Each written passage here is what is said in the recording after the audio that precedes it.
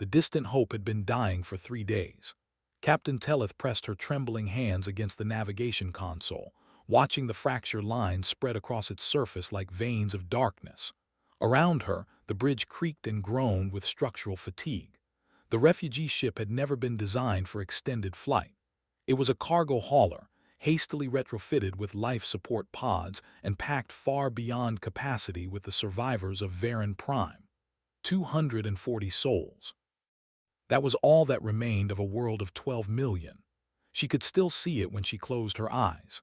The Craventhi bombardment fleet hanging in orbit like jeweled daggers, the first strikes turning her planet's cities to glass, the desperate scramble to the spaceport as the sky itself seemed to burn. They had launched with half the engine cores offline, life support failing, and hull breaches sealed with whatever materials they could find. For 6 months they had run, jumping from system to system, always one step ahead of their pursuers. Now even running was beyond them. "Captain, primary drive is gone," her engineer Mylon reported. His bioluminescent patterns flickered orange with distress, visible through his thin scaling. "Secondary is overheating. We have maybe one more jump before total failure." Tellith studied the star charts with growing desperation. They had been trying to reach the Neutral Confederacy, a loose alliance of minor species who sometimes granted asylum. But they were still 3 systems away, and the Craventhi knew their trajectory. Commander Vectesh and his warship Sovereign Talon had been hunting them specifically, broadcasting their location to ensure no port would accept them. "The navigation system is compromised," Mylon continued, his voice tight with fear. "The targeting algorithms are corrupted. I cannot guarantee accuracy." "Then we jump blind," Tellith said quietly. "Choose any system outside Craventhi space, anywhere we might find mercy." Mylon's pattern shifted to deep purple, the color of profound doubt. They both knew what that meant. The galaxy had watched the Varani cleansing with cold indifference. The Galactic Council had declared it an internal Craventhi matter.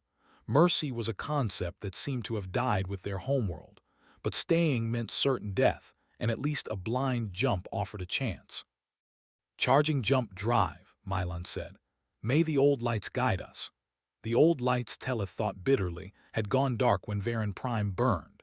The Distant Hope shuddered as its failing engines gathered the last reserves of power. Through the viewport, Tellith could see the pinpricks of distant stars, each one representing a world that had turned them away or ignored their distress calls. She thought of the children sleeping in the cargo holds, too young to understand that they were the last generation of their species. She thought of the cultural archives stored in the ship's damaged computers, the sum total of Varani civilization reduced to corrupted data files. The jump drive engaged with a sound like reality tearing. For a moment there was nothing. Then the universe inverted and the Distant Hope was somewhere else. Alarms screamed immediately. Tellith grabbed her console as the ship lurched violently, already falling into a gravity well. Mylon's patterns blazed red with panic. "We are in atmosphere." The jump placed us inside a planetary envelope. Tellith felt ice flood her chest. A jump into atmosphere was a death sentence. The ship was not designed for controlled descent, and their failing engines could not arrest their fall. "All hands brace for crash landing," she transmitted shipwide, forcing calm into her voice even as her patterns betrayed her terror with rapid violet flashes. "Protect the children." The Distant Hope screamed through alien skies, its hull heating to dangerous levels. Through the viewport, Tellith caught glimpses of a blue and green world, vast oceans and brown continents, white clouds and strange geometric patterns that might be cities. The ship's computer, barely functional, managed one final act. It identified the world from its galactic registry. Sol 3. Common designation, Earth. Tellith's patterns went white with shock. Every species in the galaxy knew that name. Earth, the Death World. Home to humanity, the violent primates who had clawed their way to spaceflight through countless wars, who lived on a planet of such extreme conditions that it had forged them into something dangerous. Humans were tolerated in galactic society barely, because no one wanted to provoke them. They were large, aggressive, and disturbingly difficult to kill. The Varani had been told to avoid human space at all costs, and now they were crashing directly into the human homeworld. The ground rushed up to meet them. Milan fought the controls, managing to level their descent just enough that they hit at an angle rather than straight down. The distant Hope carved a trench through what appeared to be agricultural land, soil and vegetation spraying in their wake, before finally slamming into the base of a forested hillside. The impact threw Tellith against her restraints hard enough to crack 2 ribs. Around her, the bridge disintegrated into sparks and smoke. Emergency lighting cast everything in blood-red illumination. For a long moment, there was only the sound of settling metal and distant screaming from the passenger sections. Then Milan was pulling her free, his patterns yellow with pain but functional. Together they stumbled through the wrecked corridors, finding terrified Varani emerging from the holds. The children were crying, their patterns chaotic with fear. Several adults were injured, but miraculously, it seemed no one had died in the crash. They had survived only to land in perhaps the worst place in the galaxy.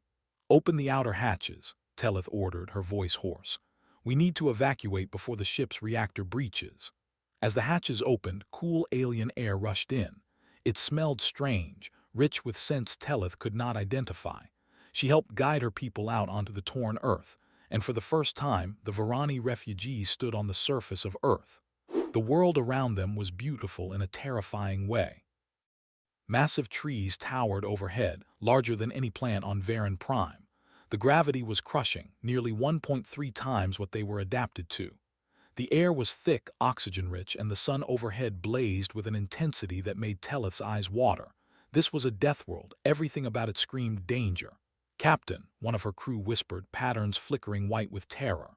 "What do we do?" Before Tellith could answer, she heard sounds in the distance. Mechanical roaring growing closer. Voices calling out in an alien language. The humans were coming. Tellith gathered her people close, putting herself between the children and the approaching sounds. This was how it ended then. They had escaped the Craventhy only to crash on a world of predators. She began preparing the words she would use to beg for a quick death, at least for the children. The first human emerged from the tree line, and Tellith's patterns flashed pure white. The creature was massive, easily twice her height, with a heavy build that spoke of dense muscle and bone adapted to this crushing gravity. It wore bright yellow coverings marked with reflective strips, and it carried equipment she did not recognize. Behind it came more, driving wheeled vehicles and carrying strange devices. The lead human stopped, and Tellith saw its eyes widen behind transparent face protection. For a moment, human and Varani stared at each other. Then the human slowly raised its hands, palms forward, and spoke in a surprisingly gentle voice. The words were incomprehensible, but the tone was not threatening. It was careful, cautious, almost concerned. Another human approached, this one carrying a device that it activated with quick manipulations. A mechanical voice emerged, speaking in heavily accented but recognizable galactic common. "Do not be afraid. We are emergency services. Are any of you injured?" Tellith's patterns cycled through confusion, disbelief, and lingering terror. This was not what she had expected. Not at all. Yes, she managed, her voice translator struggling with the unfamiliar language structure. "Many injured, ship reactor may fail. We have children who need help." The humans moved into immediate action, but nothing like the violence Tellith had feared. They approached slowly, carefully, always keeping their movements visible and non-threatening. Some began scanning the distant Hope with handheld devices, while others brought forward large containers. One human, a female with kind eyes, approached the Varani children. She moved slowly, kneeling to reduce her intimidating height, and opened a container to reveal soft, colorful fabric items. She wrapped one around the nearest child, a young male named Petrin whose patterns were flickering with exhaustion and fear. It was a blanket. The human was covering the frightened child with a blanket. More humans arrived in a steady stream over the next hour. Vehicles with wailing sirens, aircraft that descended with impossible precision, and eventually, a large transport vehicle that the translator called an ambulance. The humans brought medical equipment, food that the ship's computer confirmed was compatible with Varani biology, and most incredibly, hot beverages in containers that could be held for warmth. Teleth watched in stunned disbelief as the most feared species in the galaxy carefully triaged her people's injuries, set up climate-controlled shelters, and gently coaxed terrified Varani children into accepting warm drinks and sweet foods. A human male approached her, older than the others, with silver in his head hair and deep lines around his eyes. He wore a formal uniform different from the emergency responders, and he carried himself with unmistakable authority. "I am Fire Chief Thomas Reinhardt," the translation device said in his voice. "You are safe now. We are preparing transport to take your people to proper medical facilities and shelter. Can you tell me where you came from?" Teleth felt her ribs grinding with each breath, felt the weight of 6 months of terror pressing down on her, felt the absolute impossibility of what was happening. These were humans, Deathworlders. They should be tearing her people apart, not offering them hot chocolate and medical care. "We are Varani," she said, patterns cycling through every color of confusion. "Refugees from the Craventhi cleansing, our ship failed. We did not mean to come here. We did not mean to trespass on your world." Reinhardt's expression shifted to something Teleth could not read, but his tone remained gentle. "You did not trespass. You crashed. There is a difference." He paused, then added quietly, "And you are safe here. I promise you that." Teleth's patterns finally settled on pale blue, the color of tears, as 6 months of desperate flight finally caught up with her. "We have nowhere else to go," she whispered. Reinhardt nodded slowly, and when he spoke again, there was something hard beneath the gentleness, something that reminded Teleth that for all their kindness these were still the Deathworlders. "Then I suppose," he said, "you will stay here." The news spread across Earth at the speed of modern communication.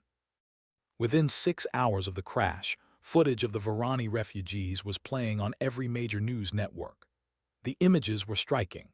Small, luminescent beings wrapped in emergency blankets, their patterns glowing with fear and exhaustion, surrounded by the massive forms of human first responders who moved with surprising gentleness. Within 12 hours, the first vigils began.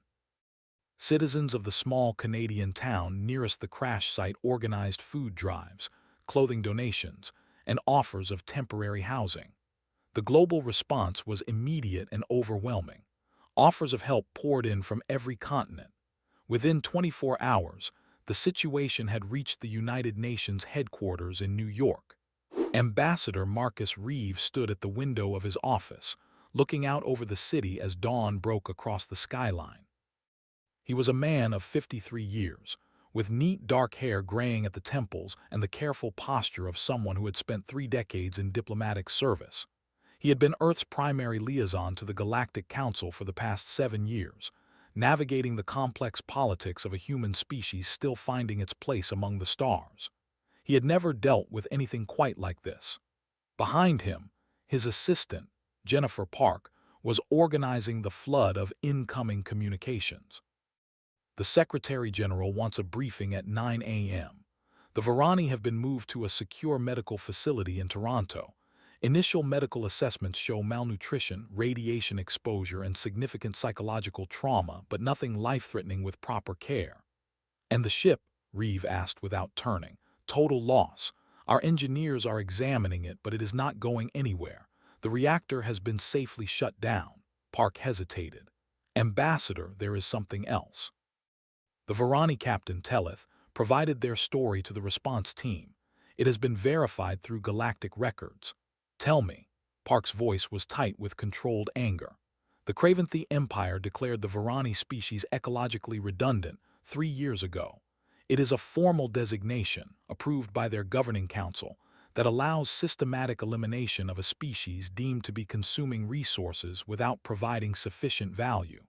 Varen Prime was the first world cleansed. 12 million individuals killed in a 2-week bombardment campaign." Reeve closed his eyes. He had heard of the Craventhi policy, but this was the first time he had encountered its victims. "These 240 are survivors from that world," Park continued.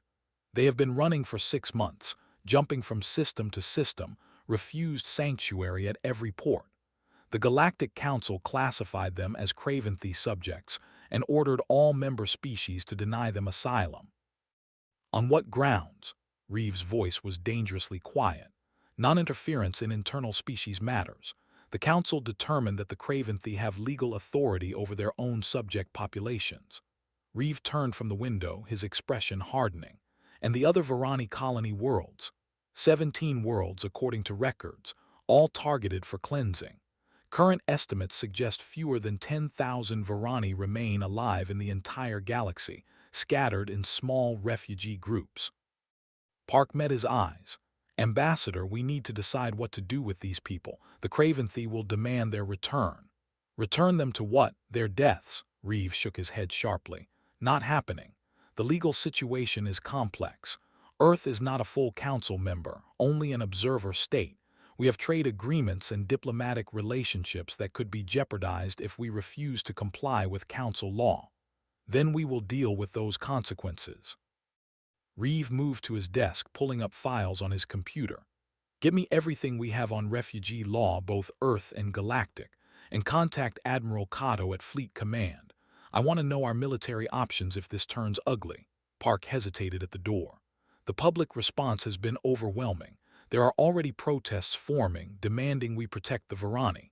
Social media is calling it "no one gets left behind." Reeve allowed himself a slight smile. Whatever else could be said about humanity, they had never been particularly good at abandoning those in need. It was a trait that had caused them trouble in galactic politics before, this tendency to prioritize ethics over efficiency. He suspected it was about to cause trouble again.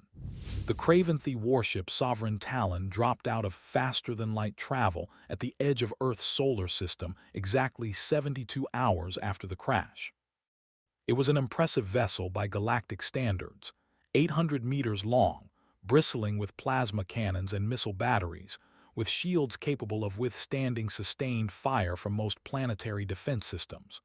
It bore the marks of its service, scarring from previous engagements, and it broadcast its presence with undisguised arrogance. Commander Vectesh stood on his bridge, studying the blue-green world on his display with cold satisfaction. Humans. Of course, the fugitives had crashed on the Death World. It was almost poetic. Vectesh was a career officer of the Craventhi Empire, a species that had dominated their region of space for 300 years through superior military technology and ruthless efficiency. He was tall even by Craventhi standards, nearly 3 meters, with the distinctive crest that marked his command rank. His skin was a deep crimson, marked with scars that he wore as badges of honor. He had been hunting the distant Hope specifically for 6 months, ever since the vermin had escaped from Varan Prime. It had become personal. These Varani had made him look foolish, evading his pursuit repeatedly. Now they had delivered themselves to a world where his legal authority was unquestionable. "Hail the human government," he ordered his communications officer. "Demand the immediate return of the Varani fugitives under Galactic Council law." The response came within minutes, routed through several diplomatic channels before reaching Vectesh directly. A human male appeared on his screen, older, with that unsettling predator directness in his eyes that all humans seem to possess. "Commander Vectesh," the human said, the translation rendering his words into Craventhi. "I am Ambassador Marcus Reeve, representing the United Nations of Earth. How may we assist you?" The politeness was expected, but Vectesh heard the subtle steel beneath it. Humans were known for that, speaking softly while preparing for violence. "You are harboring 240 Varani fugitives who are legally subjects of the Craventhi Empire. Under Galactic Council law, specifically Statute 47B regarding refugee status, they must be immediately remanded to Craventhi custody." "I am aware of Statute 47B," Reeve replied calmly. "I am also aware that Earth is not a signatory to that particular statute. As an observer state, we maintain sovereignty over who we grant sanctuary to within our own system." Vectesh felt his crest flush with irritation. "Your observer status is conditional on cooperation with council law. Refusal to comply will result in economic sanctions and possible expulsion from galactic trade networks." "Perhaps," Reeve said, his expression unchanging. "But that is a decision for my government to make, not yours. The Varani refugees have formally requested asylum on Earth. We are evaluating their petition." "There is nothing to evaluate. They are criminals under Craventhi law. What crime have they committed? Vektesh paused, surprised by the question. They fled legal judgment. They resisted lawful cleansing operations. Cleansing operations. Reeves' voice went very quiet. Commander, I have reviewed the records. The Varani homeworld was inhabited by 12 million beings. Your fleet bombarded it until nothing lived. You are pursuing the survivors across the galaxy to finish the job. If that is your definition of lawful, then I suggest our legal systems are fundamentally incompatible. Your opinion is irrelevant. The Council has ruled on this matter. The Council ruled without Earth's input. We were not consulted, and we are not bound by decisions made in our absence. Reeve leaned forward slightly. Commander, I am going to be very clear with you. Those refugees crashed here by accident. They asked for our help, and we do not turn away people asking for help regardless of what your council says. Vektesh felt anger building in his chest. This human dared to lecture him on law. You are making a serious mistake. The Empire will not forget this insult. Neither will Earth forget that you hunted refugees across 12 systems, Reeve replied evenly. I think we understand each other, Commander. The Varani are staying here. If you wish to file a formal complaint with the Galactic Council, that is your prerogative, but you will not be taking them from our world. The transmission ended, leaving Vektesh staring at a blank screen. For a long moment he simply stood there, processing the conversation. Then he turned to his tactical officer. How long to orbital bombardment range? Approximately 6 hours at standard approach, Commander. Vektesh nodded slowly. Perhaps it was time the galaxy remembered that Craventhi authority was not to be dismissed. These humans needed to learn respect. Take us in, he ordered, and ready all weapon systems. The emergency session of the United Nations Security Council convened at 3 p.m. Eastern Time, attended by representatives from all permanent and rotating member states, as well as key figures from Earth's defense establishment. Secretary-General David Amundsen presided over the session with grim efficiency. He was a Norwegian diplomat, 61 years old, with a reputation for principled decision-making that had sometimes put him at odds with more pragmatic politicians. Today, that principled nature would be tested like never before. The situation is this, he began without preamble. We have 240 Varani refugees who crashed here by accident. They are victims of genocide, hunted across the galaxy, and they have asked for our protection. The Craventhi Empire demands their return. The Galactic Council supports that demand, and a Craventhi warship is currently approaching Earth with, we believe, hostile intent. He paused, looking around the chamber. The question before us is simple. Do we surrender these refugees to their deaths to maintain our galactic relationships, or do we protect them and face the consequences? The Chinese representative spoke first. The economic impact of isolation from galactic markets would be severe. We have integrated supply chains, technology exchanges, and trade agreements worth trillions of dollars. Can we afford to jeopardize that for 240 individuals? Can we afford not to? The Indian representative countered. If we surrender refugees to genocide, what does that say about our values? What does it say to our own citizens? It says we are pragmatic, the Russian representative said bluntly. It says we understand realpolitik. The galaxy does not share our sentimentality about individual lives. Ambassador Reeve, present as an observer, raised his hand. When Amundsen nodded to him, he stood. I have spent 7 years working with the Galactic Council, he said quietly. I have watched them debate for months over minor trade disputes while entire species are cleansed. I have seen them prioritize stability over justice, efficiency over compassion, time and time again. And I have come to understand something. They do not respect us because we share their values. They fear us because we do not. He looked around the chamber. The Craventhi are betting that we will choose profit over principle. They believe we will surrender these refugees because the economic cost is too high. If we do that, we prove them right. We become just another species that values resources over lives. But if we stand firm, if we demonstrate that there are lines we will not cross regardless of the cost, then we change the calculation. We show the galaxy that humanity means something different. Pretty words, the French representative said, but the Craventhi have a warship in our system. What do we do when they start shooting? Admiral James Cato stepped forward.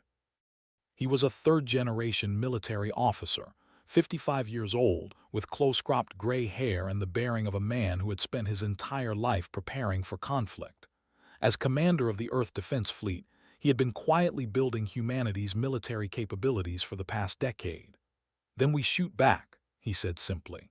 The chamber fell silent. "Admiral," Amundsen said carefully, "the Craventhi warship outmasses any single vessel in our fleet by a factor of 3. Their plasma cannons outrange our weapons. Their shields are state-of-the-art. On paper, they should be able to destroy our entire defense grid." "On paper," Cato agreed. "But paper does not account for human tactical doctrine." He activated a holographic display showing the Sovereign Talon. "Galactic warfare is ritualized, predictable. Ships close to medium range exchange fire with energy weapons until one side's shields fail, then retreat or surrender. It has been done this way for so long that they have forgotten other approaches." He zoomed in on the Craventhi ship's shield systems. "Their shields are optimized for energy weapon defense. Plasma, lasers, particle beams. They are very good at stopping those. But humans did not develop energy weapons first. We developed kinetics, missiles, railguns, mass drivers, and we have continued to advance those technologies because they work in ways that galactic engineers do not expect." "You are saying we can win?" The British representative sounded skeptical. "I am saying we can make them regret attacking us," Cato replied. "Our ships are smaller, but they are faster and more maneuverable. Our weapons may be primitive by galactic standards, but they are effective. And most importantly, we are willing to use tactics that the Craventhi will not anticipate." Amundsen looked around the chamber. "This is not a decision to make lightly. If we fight, people will die. If we surrender the refugees, they will certainly die. I need to know where this council stands." The vote took 20 minutes of debate, but when it came, it was decisive. 14 votes in favor of granting asylum, 1 abstention, 0 votes to surrender the Varani. Amundsen nodded slowly, feeling the weight of history settling on his shoulders. "Then it is decided. Ambassador Reeve, draft a formal response to the Craventhi. Admiral Cato, prepare your fleet. And someone get those refugees somewhere safe, because in a few hours, this is going to get very complicated." The Varani refugees watched the news broadcasts from their temporary shelter in Toronto, huddled together in the large community center that had been converted to emergency housing. Tellith sat with the children, trying to keep her patterns calm and reassuring even as she watched the human news channels debate her people's fate. The translation software provided by their hosts rendered the rapid-fire human speech into comprehensible galactic common, but the emotional intensity needed no translation. Humans, she was learning, felt things very strongly. "Captain," young Petrin asked, his patterns flickering with anxiety, "will they send us away?" Tellith wrapped her arms around the child, careful of his injuries. "I do not know, little one, but these humans, they are not what we were told to expect." In the 3 days since the crash, Tellith had been continuously surprised by human behavior. They had been given medical care that rivaled anything on Varan Prime, food specifically prepared to meet Varani dietary needs, and shelter that was adjusted to their comfort. Human volunteers rotated through constantly, offering assistance, teaching them about Earth, and simply talking with them. The humans seemed genuinely angry about what had happened to the Varani. They used words like genocide and war crime and unacceptable. They spoke of something they called the Universal Declaration of Human Rights, which apparently guaranteed certain protections regardless of species or origin. It was bewildering. The galaxy had watched Varan Prime burn and done nothing. Humanity had known them for 3 days and was willing to risk economic sanctions to protect them. On the screen, a human news anchor was interviewing someone identified as a historian. "This fits a pattern in human behavior," the historian was saying. "Throughout our history, we have had this tendency to protect the vulnerable, even at significant cost to ourselves. It is not always rational, it is not always successful, but it is deeply embedded in our cultural psychology. We see someone in need and we respond. Even when it is not in our best interest," the anchor asked. "Especially then, humans have this concept we call doing the right thing." It supersedes practicality. We know it is irrational, but we do it anyway. Tellith felt her patterns shift to warm gold, the color of hope. Perhaps they had crashed in the right place after all. A human volunteer approached, a young woman named Dr. Lisa Nakamura, who had been assigned as their primary liaison. She smiled gently at Tellith. "Captain, I wanted you to know that the United Nations has voted to grant you asylum. All of you. You are going to stay on Earth." Tellith's patterns blazed so brightly that several children gasped. They chose to protect us. Yes, the vote was nearly unanimous. Nakamura's expression turned more serious. But I need to be honest with you. The Craventhi are not happy about this. Their warship is approaching Earth and the situation may become dangerous. We are moving all of you to a secure bunker facility just as a precaution. If there is fighting, it will be because of us, Tellith said, her patterns dimming with guilt. We brought this danger to your world. No, Nakamura said firmly. The Craventhi brought this danger when they decided to hunt refugees. You just crashed here. There is a difference. She paused, then added more softly, and even if there was not, we would still protect you. That is what humans do. As they began organizing the refugees for transport to the bunker, Tellith found herself thinking about the galaxy's view of humanity. Deathworlders, they were called. Violent, aggressive, dangerous. And perhaps they were all those things. But they were also this. A species that would risk war to protect strangers who had literally fallen from the sky. The Sovereign Talon reached optimal firing range at 9 p.m. Eastern Time. Admiral Kato stood on the bridge of the EDS Resolute, Earth's flagship carrier, watching the Craventhi warships approach on tactical displays. Around him, his crew worked with quiet efficiency, years of training evident in every movement. Status of the fleet. He asked his executive officer, Commander Patricia Wells.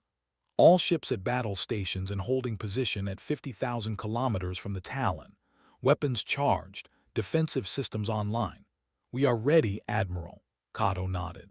The Earth Defense Fleet consisted of 6 carriers and 40 escort vessels, ranging from heavy cruisers to fast attack corvettes.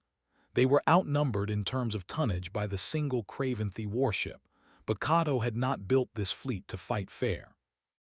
Incoming transmission from the Talon, the communications officer reported. Put it through. Commander Vectesh appeared on the main screen, his expression radiating contempt. Human Admiral, you have 30 minutes to deliver the Varani fugitives to my ship. If you refuse, I will take them by force. The Varani are under Earth's protection, Kato replied calmly. They are not going anywhere. Then you choose war. Very well. But know this, your primitive fleet cannot stand against Craventhi military power. I will destroy your ships, bombard your planet, and take the fugitives from the ruins. Your defiance accomplishes nothing except the deaths of your own people. Kato felt a cold anger settle over him. He had spent 10 years preparing for this moment, the inevitable conflict with a species that would test humanity's resolve. He had hoped it would not come, but now that it had, he was ready. Commander, I am going to give you one chance, he said quietly. Turn your ship around and leave this system. If you do, we will forget this incident. If you do not, I promise you that the Sovereign Talon will not leave Earth's orbit intact. Vectesh laughed, a harsh barking sound. You are either very brave or very stupid. Let us discover which. The transmission ended. All ships, this is Resolute Actual, Kato broadcast on the fleet-wide channel. The Craventhi have chosen to engage. Execute Plan Theta on my mark. Make every shot count.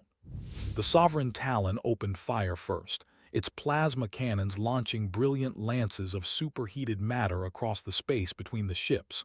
It was an impressive display, the kind of overwhelming firepower that had cowed dozens of species into submission. The Earth Defense Fleet did not try to match it. Instead, they scattered. The carriers and heavy cruisers activated their defensive grids, point defense lasers tracking and destroying incoming plasma bolts with computer-assisted precision. Simultaneously, the fast attack corvettes accelerated to speeds that would have been reckless by galactic standards, dancing through the Talon's firing solutions with aggressive maneuvering. Vectesh watched the tactical display with growing confusion. The humans were not engaging. They were evading, using thrust-to-weight ratios that should have crushed their crews with acceleration. How were they surviving those maneuvers? Target the largest human vessel, he ordered. Concentrate fire. The Sovereign Talon's weapons focused on the resolute hammer blows of plasma that should have overwhelmed any defense. But the human carrier's point defense network was unlike anything Vectesh had encountered. Instead of shields that absorbed energy, it used thousands of small laser emplacements that simply destroyed incoming fire before it could impact. And while his attention was focused on the carrier, the human corvettes closed to point-blank range. Firing solution achieved, Commander Wells reported calmly. All ships report ready. Fire, Kato ordered. The Earth ships opened fire with railguns and mass drivers, weapons that accelerated physical projectiles to a significant fraction of light speed. The Sovereign Talon's shields, optimized to deflect energy weapons, offered almost no resistance. Tungsten penetrators moving at 15,000 kilometers per second simply punched through them like they were not there. The first impact struck the Talon's hull with devastating effect. Kinetic energy converted to heat and shock, tearing through armor that was designed to ablate plasma but had no defense against hypersonic solid shot.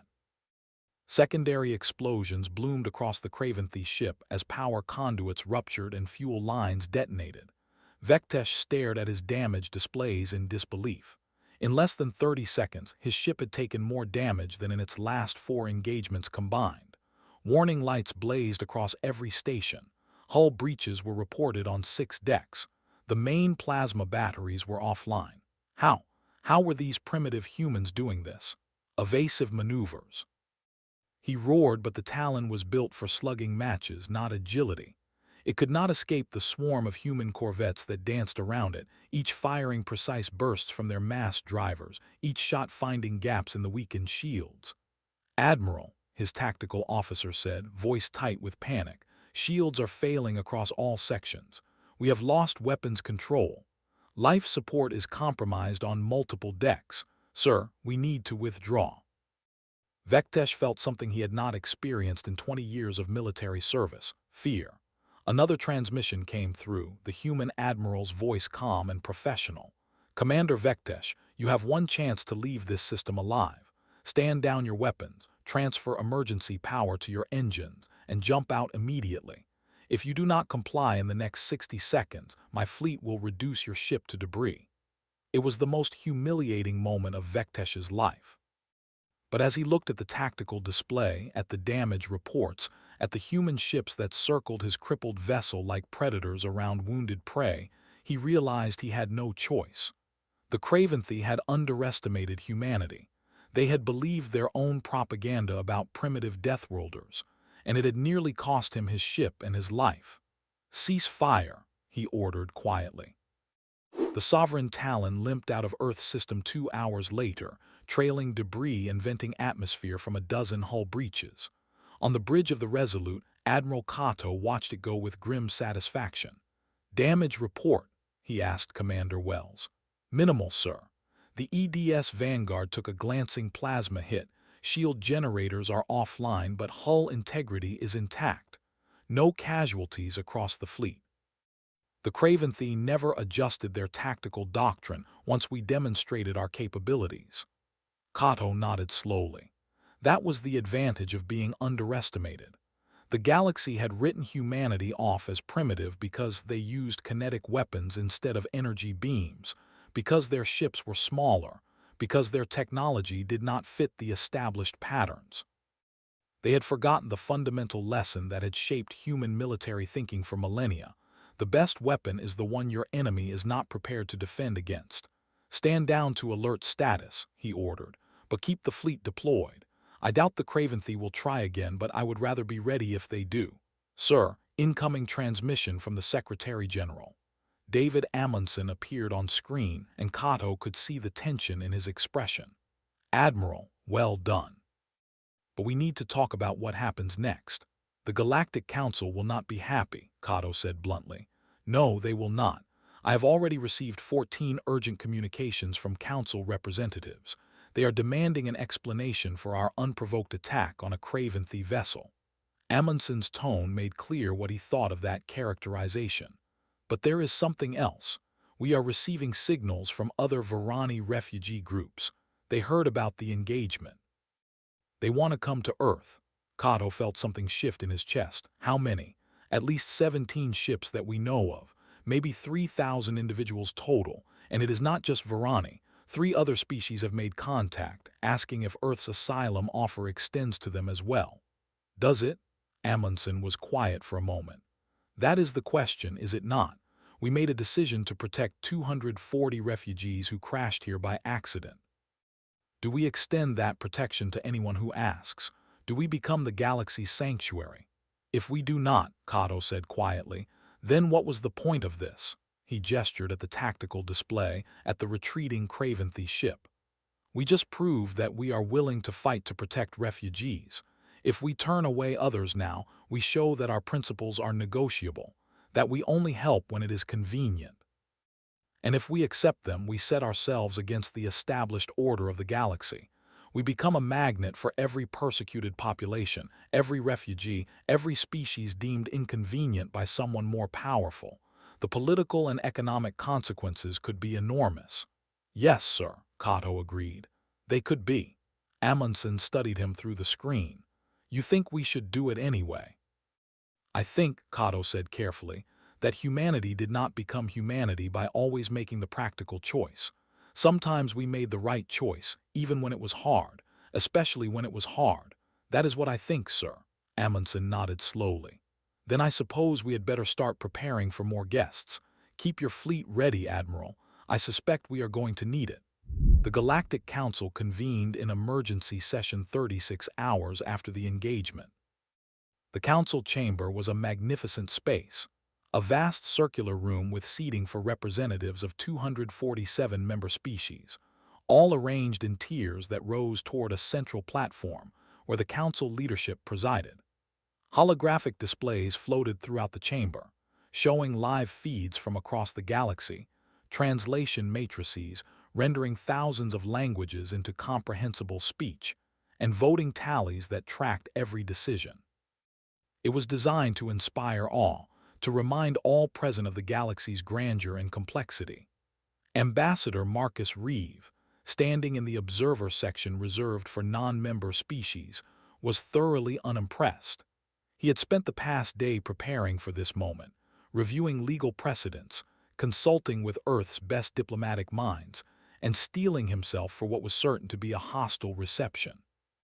Now, as the council came to order, he watched the political theater unfold with the practiced eye of a veteran diplomat. The council presider, a Salthani named Muresh, called the session to order with a sonorous chime. Salthani were insected beings, with multiple limbs and compound eyes that gave them an unsettling appearance by human standards.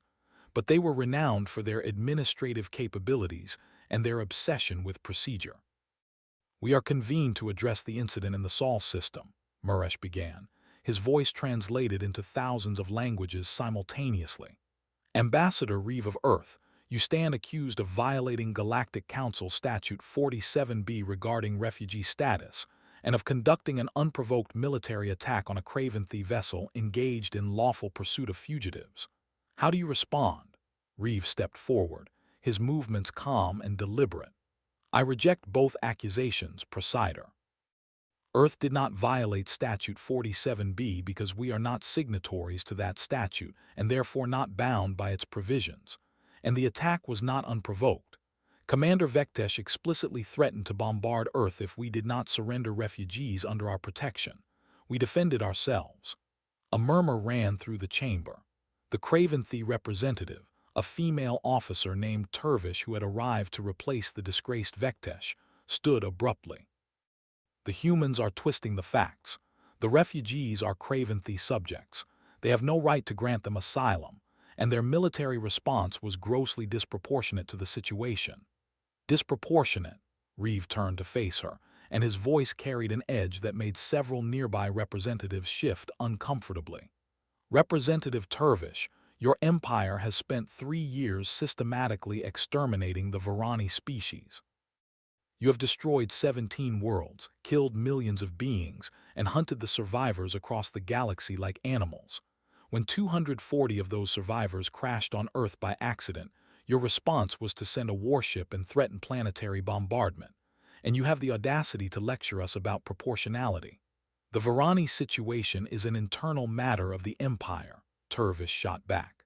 The Council has already ruled on this. You had no right to interfere. Then the Council's ruling is wrong. The chamber erupted into chaos. Representatives from dozens of species began speaking at once, some in support of Earth's position, many more outraged by the challenge to Council authority. Muresh chimed the session to order repeatedly before the noise subsided. Ambassador Reeve, Muresh said, his tone glacial, you cannot simply declare Council rulings invalid because you disagree with them. That is not how civilized species conduct themselves. Then perhaps, Reeve said quietly, humanity has a different definition of civilized. He activated a holographic projector, filling the center of the chamber with images. Varen Prime burning under Craventhy bombardment. Refugee ships destroyed in space. Varani children starving in overcrowded holds. The 240 survivors wrapped in blankets after their crash on Earth, their patterns glowing with terror and exhaustion. This is what your statute protects, Reeve said, his voice cutting through the shocked silence. This is what you call lawful. You sit in this chamber, representatives of hundreds of worlds, and you debate procedure and protocol while entire species are erased from existence. You write laws that prioritize order over justice, stability over compassion, and then you call yourselves civilized. He paused, looking around at the assembled representatives. Humanity is new to the galactic community. We are primitive by your standards, barely a century into spaceflight. But we learned something in our long and violent history. Laws that protect genocide are not worth following. Civilizations that permit atrocities in the name of non-interference are not worth preserving, and we will not be party to either. You are a single species, another representative called out, a Threxian from the industrial worlds. You cannot set yourself against the entire council. The economic consequences alone would be devastating. Perhaps, Reeve acknowledged, but we will endure them. Earth has faced extinction events before. We have survived ice ages, asteroid impacts, plagues, and our own worst impulses. We will survive this too. The question is whether the Council can survive losing its moral authority. Muresh's compound eyes fixed on Reeve with what might have been anger or respect or simply confusion. What exactly are you proposing, Ambassador? I am proposing that Earth will grant asylum to any refugee from persecution, regardless of their species or origin. We are establishing what we call the Sanctuary Doctrine. Any being who reaches Earth seeking protection will receive it. Any species that attempts to forcibly extract refugees from Earth or human-protected space will face military resistance. This is not a negotiation. This is a statement of fact. The chamber erupted again, but this time Reeve could hear something different in the cacophony. Not just outrage, but also interest. Hope, perhaps, from representatives whose own species had suffered under the current system. A Varani representative stood, an elderly female named Prisith, who was one of the few of her species to hold council observer status. Her patterns glowed with barely controlled emotion. The humans are right, she said, her voice shaking. The council abandoned my people. You watched us die and did nothing because it was inconvenient to intervene. And now you condemn the one species that actually helped us. Her patterns flashed to brilliant white, the color of defiance. I stand with Earth. One by one, other representatives began to stand. A Myrthan delegate whose species had been displaced by colonial expansion. A Helkari observer whose homeworld was under threat from resource extraction. A Quellan whose people had been classified as second-class citizens in their own system. Not many, perhaps 24 out of 247, but enough to show that Earth was not alone. Muresh watched this development with visible dismay. The council operated on consensus and careful balance. Fractures like this could undermine the entire system. This session is adjourned, he declared abruptly. The council will deliberate on these matters and issue a formal response. Ambassador Reeve, you and your species will answer for this disruption. Reeve bowed slightly, a gesture of respect that did not concede anything. We look forward to it, Presider. Earth will be here when you are ready to discuss substantive reform rather than procedural complaints. As he left the chamber, several of the representatives who had stood approached him. Prisith reached him first, her patterns cycling through gratitude and desperation. Ambassador, there are 17 Varani ships still in hiding, scattered across 4 sectors. Can your offer of sanctuary truly extend to them? It can and it does, Reeve replied. Tell them to set course for Earth, we will protect them. And my people, a Myrthan delegate, his feathered crest raised in agitation. We have refugee populations that have been stateless for decades. Would Earth accept us as well? Yes, anyone fleeing persecution is welcome. Reeve paused, then added, but I must be honest with you. This will not be easy. There will be shortages, logistical challenges, and political conflicts. Earth is one planet and we have limits to what we can provide, but within those limits we will do everything we can. The Myrthan's crest flattened in relief. That is more than anyone else has offered in 20 years, Ambassador. We will take you at your word. As Reeve made his way back to his ship, he felt the weight of what he had just set in motion. Earth had just positioned itself as the galaxy's sanctuary, a refuge for the persecuted and the desperate. It was idealistic to the point of recklessness, impractical in a dozen different ways, and would certainly cause massive political and economic complications. It was also, he believed, exactly the right thing to do. Over the following weeks, the refugee ships began to arrive. The first was a Varani transport, the Luminous Path, carrying 340 survivors who had been hiding in an abandoned mining station. They entered Earth's orbit with their transponder broadcasting peaceful intent, and their engines barely functional, having pushed them past all safe tolerances to reach the one place in the galaxy that had promised safety. The Earth Defense Fleet escorted them in with full honors, and Admiral Kato personally welcomed their captain to Earth. Next came a Helkari Ark ship, enormous and ancient, carrying 1,800 beings whose homeworld had been strip-mined into uninhabitability. They had been nomads for 3 generations, always moving, never welcome. Earth offered them settlement rights in Australia, where vast stretches of arid land could be terraformed using Helkari environmental technology. Then a Myrthan fleet of 7 ships, sleek and desperate, carrying 600 refugees from religious persecution. They were given land in South America, where their unique agricultural methods could flourish. Each arrival brought new challenges: language barriers, cultural misunderstandings, resource allocation debates, and the endless logistics of integrating alien populations into human society. But each arrival also brought new possibilities. The refugees were not just victims. They were engineers, scientists, artists, farmers, and builders. They brought knowledge and skills that Earth had never possessed. The Varani had advanced biotechnology. The Helkari understood stellar engineering. The Myrthan had agricultural techniques that could green deserts. Each species contributed, transforming their sanctuaries into partnerships. Captain Tellith found herself appointed as a liaison between the Varani refugees and human authorities. It was exhausting work, translating not just languages but entire worldviews, helping her people understand human culture while explaining Varani needs to human administrators. But it was also hopeful work. She stood in a community center in Toronto, watching Varani children playing with human children, their patterns glowing with joy as they chased each other through a playground designed to accommodate both species' needs. Young Petrin was laughing, his patterns bright gold, as a human girl showed him how to slide down a piece of equipment the humans called a slide. Dr. Nakamura approached, carrying 2 cups of tea. Your people are adapting well. We are trying, Tellith replied, accepting the cup gratefully. Humans drank tea constantly, she had learned. It seemed to be their solution to every problem. It is strange to feel safe. We have been running for so long that we forgot what it was like to simply exist.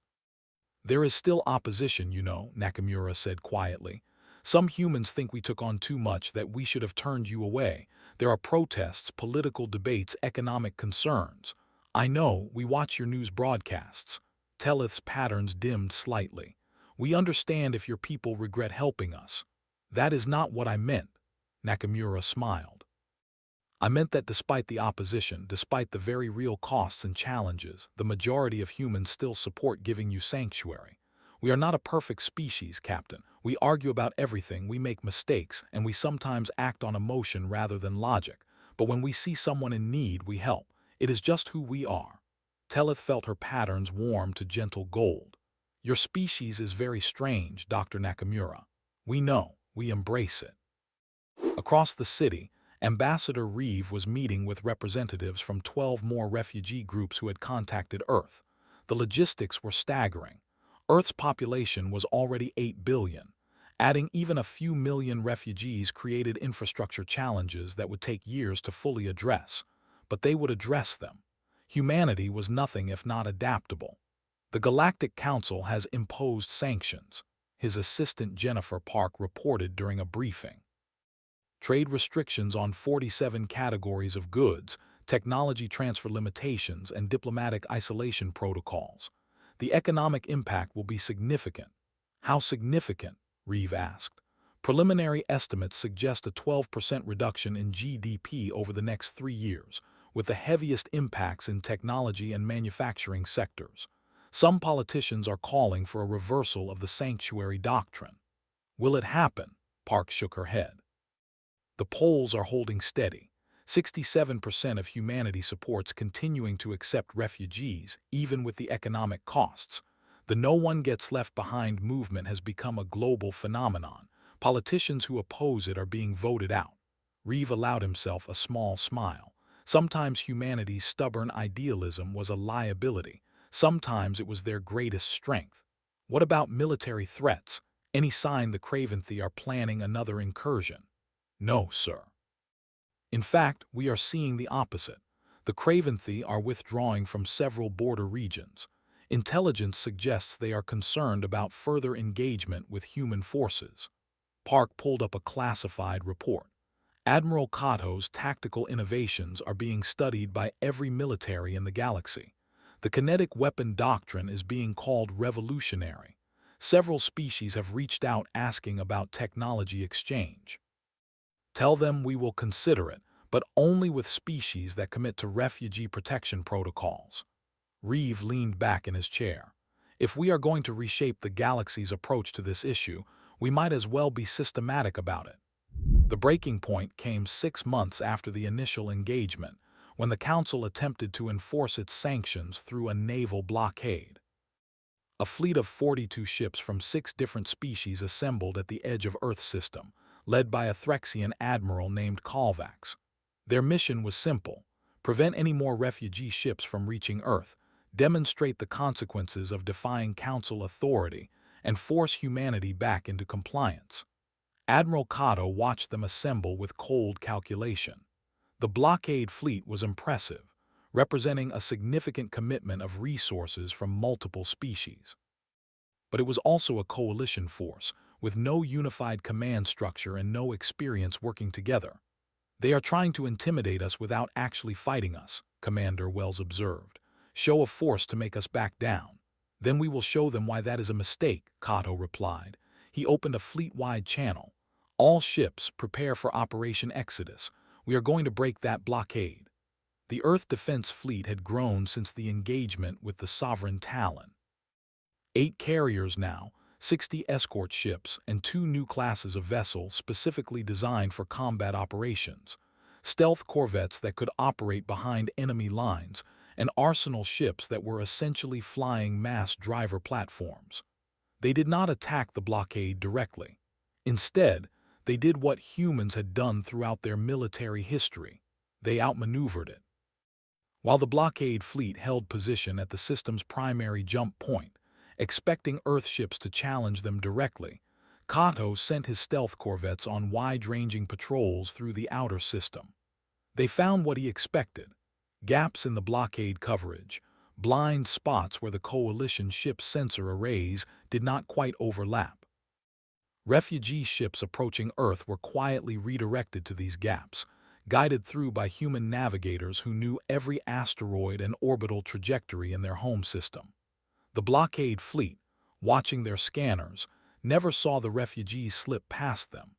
By the time Admiral Kalvax realized what was happening, 14 more refugee ships had reached Earth safely. His carefully orchestrated demonstration of power had been rendered meaningless by human ingenuity and intimate knowledge of their own system. The blockade fleet withdrew after 3 weeks, having accomplished nothing except to demonstrate that Earth could not be easily coerced. The Council's sanctions remained in place, but they had lost their teeth. Other species, seeing humanity's defiance succeed, began quietly reconsidering their own policies toward refugees. The galaxy was changing, slowly but inexorably. 2 years after the Distant Hope crashed in rural Canada, Earth hosted a conference that would reshape galactic politics. It was called the Sanctuary Summit, and it brought together representatives from 42 species, including several who were still technically council members but were increasingly sympathetic to Earth's position. The stated purpose was to establish formal protocols for refugee protection and resettlement, but everyone knew the deeper agenda: to create an alternative to the Galactic Council's authority. Secretary General David Amundsen opened the conference with a simple statement: "We are here because the current system is broken. It prioritizes stability over justice, and it has failed to protect the most vulnerable. We are here to build something better." Ambassador Reeve led the diplomatic efforts, working 18-hour days to build consensus among species with wildly different cultures, needs, and political systems. It was exhausting, frustrating work, but gradually, a framework emerged. The Sanctuary Compact, as it came to be called, established several key principles. First, that refugees fleeing persecution had a right to asylum, regardless of the legal claims of their persecutors. Second, that member species would contribute resources and space for refugee resettlement based on their capabilities. Third, that any species that attacked refugee populations would face collective military response from all compact members. It was idealistic, certainly. It would be difficult to enforce, absolutely. But it was also the first time in galactic history that a coalition of species had formally prioritized humanitarian principles over political convenience. 42 species signed the initial compact. Over the following year, 19 more would join.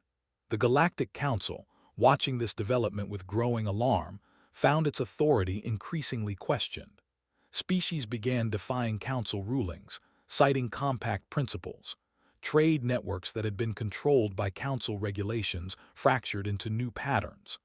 The carefully maintained balance of power that had characterized galactic politics for centuries was breaking down. And at the center of it all was Earth, the death world that had stumbled into becoming the galaxy's conscience. Captain Tellith stood on a hillside overlooking the settlement that the Varani had built in Ontario. It was a strange hybrid of architectural styles, combining Varani bioluminescent organic structures with human engineering. At night, the entire settlement glowed with soft light from the buildings themselves, visible for kilometers in every direction. The Varani population on Earth had grown to 8,000 now. Births had begun to outpace deaths. For the first time in 3 years, Tellith's species was growing instead of shrinking. Ambassador Reeve joined her on the hill, moving slowly in the manner of humans adjusting to evening chill. He had aged visibly in the past 2 years, the stress of reshaping galactic politics leaving its mark. "Your people are thriving," he observed. "We are," Tellith agreed, her patterns glowing with contentment. "We have built something here, not a replacement for Varen Prime, but something new, something born from tragedy but growing toward hope. The other species feel the same way. The Helkari are already talking about making Earth their permanent home rather than searching for a new world. The Murthan have integrated so thoroughly into South American agriculture that the locals cannot imagine farming without them." "You have given us more than sanctuary," Tellith said quietly. "You have given us a future." "Why? I have studied human history, Ambassador. You are not a uniformly kind species. You have your own wars, your own prejudices, your own capacity for terrible acts. What made you help us when no one else would?" Reeve was quiet for a long moment, considering the question. "I think," he finally said, "it is because we remember being vulnerable. Humanity nearly destroyed itself a dozen times before we reached the stars." We know what it is like to face extinction, to feel helpless, to be at the mercy of forces beyond our control. And we decided, collectively if not always consciously, that we never wanted to be the species that turned away from someone else's suffering. He paused, looking out over the glowing settlement. We are not perfect, Captain. We still make mistakes, we still have conflicts, we still struggle with our own demons. But we try to be better, and sometimes trying is enough. Tellith's patterns shifted through colors that had no direct translation in human language, emotions that combined gratitude, sadness, hope, and a deep affection for this strange species that had saved her people. Your species will change the galaxy, she said. You already have. Perhaps, Reeve replied. Or perhaps we have just reminded the galaxy of what it should have been all along. 5 years after the crash, the change was undeniable. Earth now hosted 47,000 refugees from 12 species. The Sanctuary Compact had grown to 73 members, representing nearly a third of all spacefaring civilizations. The Galactic Council still existed, but its authority had been fundamentally challenged. Species that had once cowered before its rulings now openly defied them when they conflicted with Compact principles. The Craventhi Empire had not attempted another cleansing. They still ruled their territory with an iron fist, but the presence of the Compact made mass extermination too costly. Refugee populations had somewhere to run, and pursuing them meant risking conflict with an alliance that included humanity's increasingly sophisticated military. Persecution had not ended, suffering had not disappeared, but the calculus had changed. The vulnerable had options, the powerful had limits. And in the vast complexity of galactic civilization, that was something. Admiral Kato stood on the observation deck of the Resolute, now flagship of a fleet that had grown to 20 carriers and 200 escort vessels. Earth had not started a war, but they had certainly prepared for one. The galaxy was learning that humanity's compassion did not mean weakness, that protecting refugees did not mean passivity. In a park in Toronto, human and Varani children played together under the warm spring sun. Petrin, now 7 years old in human years, chased his best friend Maria through flowering gardens, his patterns bright with joy. He had been born on Varen Prime, had survived its destruction, had fled across the galaxy, and had crash-landed on a world he had been taught to fear. He did not remember much of that anymore. What he remembered was Earth. The planet that had taken him in, protected him, and given him a home. On the bridge of a refugee ship approaching Earth's orbit, a Quellan mother held her children close as they saw the blue-green world growing larger on the viewport. They had fled religious persecution, spent 2 years in hiding, and finally gathered the courage to trust in rumors of a death world that protected the desperate. She did not know what to expect. But she hoped, perhaps for the first time in years, that they might finally be safe. Earth Traffic Control welcomed them with professional warmth, guiding them to a designated landing area where human and Varani volunteers waited with blankets, food, and the promise that they had reached the end of their running. The galaxy had not become perfect.